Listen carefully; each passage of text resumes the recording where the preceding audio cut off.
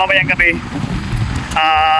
may kukuhain kaming bako dito sa Gentry, no? Gentry. Pero naka-prepare na guys. Ibabiyahin na namin ito mamaya. Ikinarga na namin guys. Tingnan mo. Okay guys, oh. Yan. Yun yung kukuhain ko ito mamaya. Mayang gabi. Ibabiyahin namin para dadalhin sa haba guys. At may sira kasi ito. Kaya ibabiyahin namin ito mamayang after trackman guys. Yan. Tapos yung isa guys, ito. Dalawa kasi yan. Ito. Yan. Yung isang driver lang kukuha nito. Si Camacho guys. Yan, ito yung unit ko guys. Yan, low bid. Mamayang after trackman, mga 9 guys, kukuhain ko na yan. Kaya kita-kita lang tayo mamaya guys, mamayang gabi. Kaya thank you.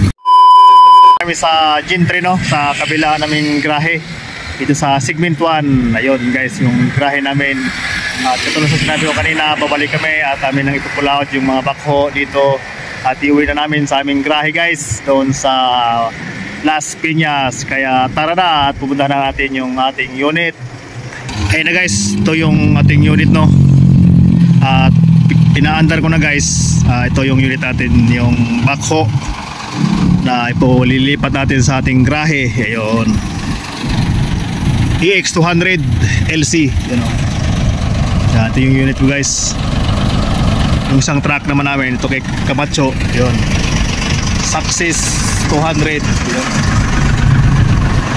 Katali pa sila guys ng pang ano sa wire, yun, pampadulas ng wire guys. Yun, zip loading lang guys, kinarga yung Success 200 sa zip loading lang.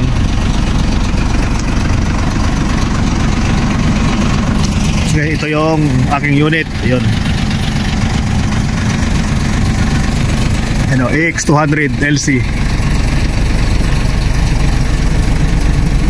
Yan, EX200 LC guys.